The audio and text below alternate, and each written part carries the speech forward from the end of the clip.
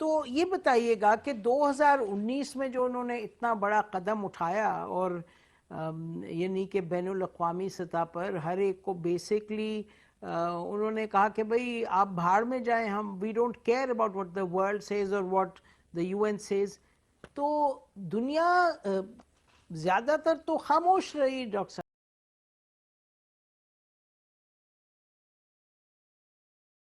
انہوں نے وہ وائلیٹ کیے اور سیکیورٹی کاؤنسل ریزولوشنز بھی وائلیٹ کیے.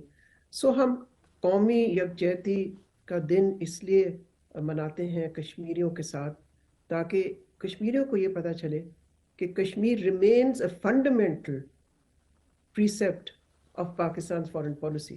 یہ ایک فنڈامنٹل حصہ ہے پاکستان کی خارجہ پالیسی کا. اور یہ کشمیر 1947 سے لے کے آج تک آپ کو معلوم ہے کہ پاکستان نے ہمیشہ اس کو ریز کیا، لیکن اب ہم ایک موڑ پہ کھڑے ہوئے ہیں اور اس پہ کچھ بات ہو سکتی ہے. جی، اور میرا خیال ہے ڈاکٹر صاحب یہ بھی لوگوں کو یاد دہانی کروائیں کہ یہ بہت سے لوگ کہتے ہیں اچھا جی پاکستان کیا کر رہا ہے، پاکستان کو کیا ضرورت ہے، لیکن یہ بھی سچ ہے کہ 46 میں جو جموں میسیکر ہوا تھا وہ تو پاکستان کے بننے سے پہلے ہوا تھا. تو یہ بھی کہنا شاید درست ہوگا کہ کشمیریوں کے لیے خود بذات خود یہ کتنا بڑا معاملہ ہے جو کہ یقینی طور پہ پاکستان کی انڈیپینڈنس کے بعد آگے بڑھ کے سامنے آیا. لیکن یہ ایسا ایک ایشو نہیں ہے جو پاکستان نے کوئی زبردستی کریٹ کیا ہو یا کوئی پاکستان نے اس کو اس طریقے سے آگے لے کے گئے ہوں کہ حالات بہتر تھے اور پاکستان نے بدتر بنائے. تو میرا خیال ہے کہ اس حوالے سے جی اس کی تاریخ تو میرا خیال ہے لوگ اچھی طرح سے جانتے ہیں، لیکن اگر ہم فوکس کریں کہ پچھلے 3-3.5 سال سے بھارت کیا کرتا رہا ہے مقبوضہ جموں اینڈ کشمیر میں، تو اس سے پھر ہمیں پتہ چلے گا کہ اس وقت بھارت کے ایمز اور آبجیکٹیوز کیا ہیں اور وہ کیا کرنا چاہ رہے ہیں. جہاں تک ان لوگوں کا تعلق ہے جن کا آپ ذکر کر رہی تھیں جو کہتے ہیں کہ جی کشمیر کو چھوڑیں اور بھارت کے ساتھ امن کریں، تو اگر وہ امن پاسبل ہوتا بھارت کے ساتھ تو وہ آج ہو جاتا. لیکن یہ ایک فنڈامنٹل ڈسپیوٹ ہے، انٹرنیشنلی ریکگنائز ڈسپیوٹ ہے، اور اس طرح سے تو اگر آپ ہر ایشو پہ کنسیڈ کرتے جاتے ہیں بھارت کو تو پھر پارٹیشن کا تو کوئی فائدہ ہی نہیں ہوگا، بیکاز پھر آپ ایکسیپٹ کریں گے انڈین ہیجمنی جس کی وجہ سے پاکستان بنا تھا 1947 میں. بالکل. اور یہ اگر ہم اس پر آئیں کہ 2019 اگست میں جو بھارت نے کیا، یعنی کہ پہلے اتنے سالوں سے خاص طور پہ جب اپرائزنگ ہوئی 89 میں، اس کے بعد اتنا دور گزرا، لیکن ہم نے دیکھا کہ 2019 میں بہت ہی کچھ اپنی طرف سے بی جے پی نے حتمی، ہندوستان نے کچھ حتمی اقدامات کیے، اور وہ اپنی جو اسمبلی ہے اس کے زور بازو پہ کیے.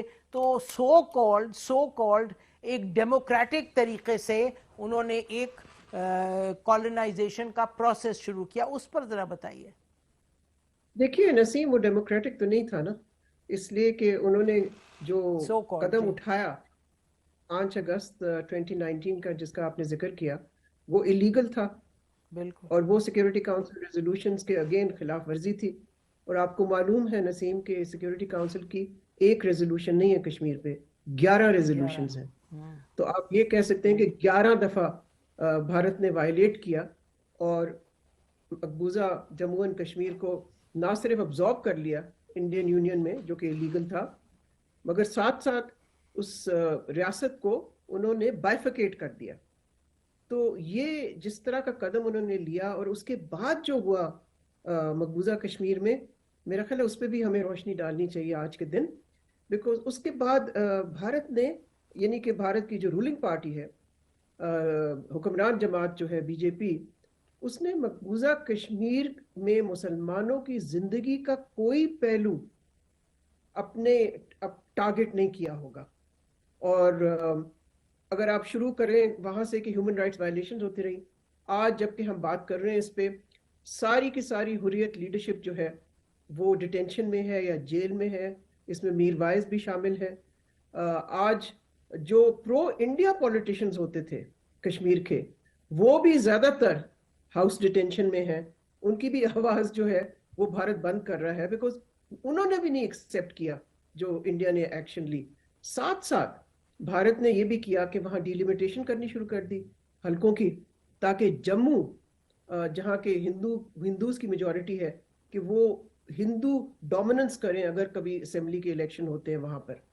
ساتھ ساتھ انہوں نے یہ بھی کیا کہ ڈومسائل دینا شروع کر دیا آؤٹ سائڈرز کو، اگین ڈیموگرافک چینجز لانے کے لیے.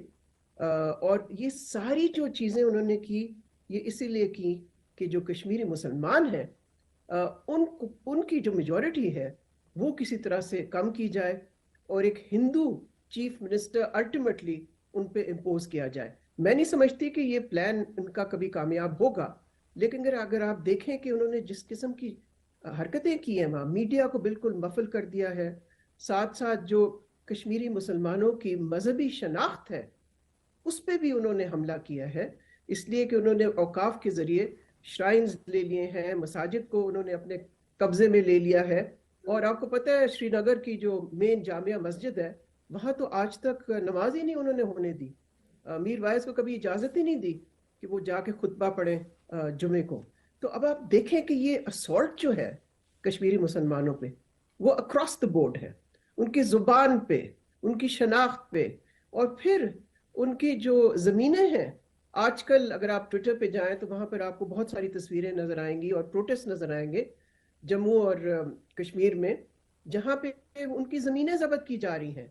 جو ٹورزم میں جو مسلمان فیملیز ہیں یا بزنس جو چلاتے ہیں ٹورسٹ کے لیے، ان کی بھی وہ لوگ لے رہے ہیں بزنسز.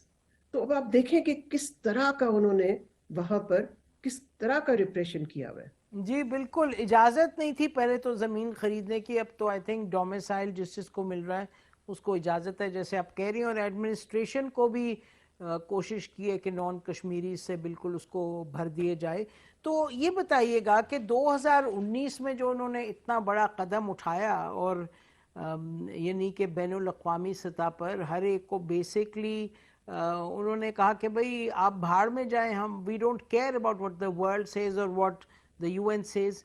تو دنیا زیادہ تر تو خاموش رہی ڈاکٹر صاحب. جی یہ افسوس کی بات ہے کہ کسی حد تک آپ ٹھیک کہہ رہی ہیں، لیکن یہ بھی نہیں ہم کہہ سکتے کہ ساری دنیا خاموش رہی.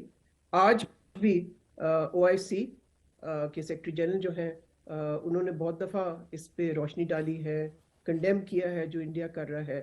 بہت سارے مسلمان ممالک ہیں جو ابھی بھی آواز اٹھاتے ہیں. لیکن یہ ضرور ہے کہ جس طرح سے جو P5 جس کو کہتے ہیں سیکیورٹی کاؤنسل میں جو پرماننٹ 5 ممبرز ہیں، چین کے علاوہ باقیوں نے بالکل خاموشی اختیار کی، حالانکہ وہ اپنے آپ کو بڑا علمدار کہتے ہیں اس کا ہیومن رائٹس کا، کہ they are the standard bearers of human rights. لیکن انہوں نے واقعی خاموشی اختیار کی. مگر لیکن دیکھیں نسیم، یہ تو فلسطین کا بھی اگر آپ مسئلہ دیکھیں تو وہ بھی کب سے چل رہا ہے، اس میں بھی جو ظلم ہو رہا ہے وہ آپ کے سامنے ہے، کشمیر میں جو ظلم ہو رہا ہے وہ بھی آپ کے سامنے ہے. اصول پہ کھڑا ہوتا ہے، اور اس میں ظاہر ہے میں پاکستان کی بات کر رہی ہوں. تو ہمیں گھبرانا نہیں چاہیے کہ آج اگر اس کے لیے انٹرنیشنل سپورٹ اس طرح کی نہیں ہے جتنی کہ ہم چاہتے ہیں، ہمیں پھر بھی اپنی کیمپین کو بالکل الائیو رکھنا چاہیے، اور بار بار ہمیں سگنل کرنا چاہیے، سگنل بھیجنا چاہیے اپنے کشمیری بھائیوں اور بہنوں کو کہ ہم ان کے ساتھ کھڑے ہیں. میرا خیال ہے آج کا دن جو مجھے افسوس ہوتا ہے وہ یہ ہے کہ اگر آپ جائیں یہاں اسلام آباد میں کانسٹیٹیوشن ایونیو پہ، تو وہاں وہی پوسٹرز لگے ہیں جو پچھلے پتہ نہیں کتنے سالوں سے میں دیکھ رہی ہوں کشمیر کے ساتھ سولیڈیرٹی ایکسپریس کرنے کے لیے. تو ہمیں ان پوسٹر سے آگے جانا چاہیے. یہ اپنی ہی سڑکوں پہ پوسٹرز لگا کے ٹھیک ہے، اس کا ایک مقصد یہ ہے کہ جی ایک سگنل جاتا ہے کشمیریوں کو کہ ہم ان کے ساتھ کھڑے ہوئے ہیں، لیکن اس سے آگے جانے کی ضرورت ہے. اور پھر یہ کہ جی آزاد کشمیر کی اسمبلی میں جا کے وزیر اعظم نے وہاں پر خطاب کر دیا، تو یہ تو ناکافی ہے. میں سمجھتی ہوں کہ جو خاموشی پاکستان نے سفارتی سطح پہ اختیار کی ہے پچھلے 2 سال سے، خاص طور پہ پچھلے 1 سال سے، اس کو تو کم از کم ہمیں ختم کرنا چاہیے، اور صرف ایک دن کا انتظار تو نہیں کرنا چاہیے. میں تو سمجھتی ہوں کہ روزانہ every day should be a day of solidarity with the people of occupied Kashmir. تو یہ بتائیے گا کہ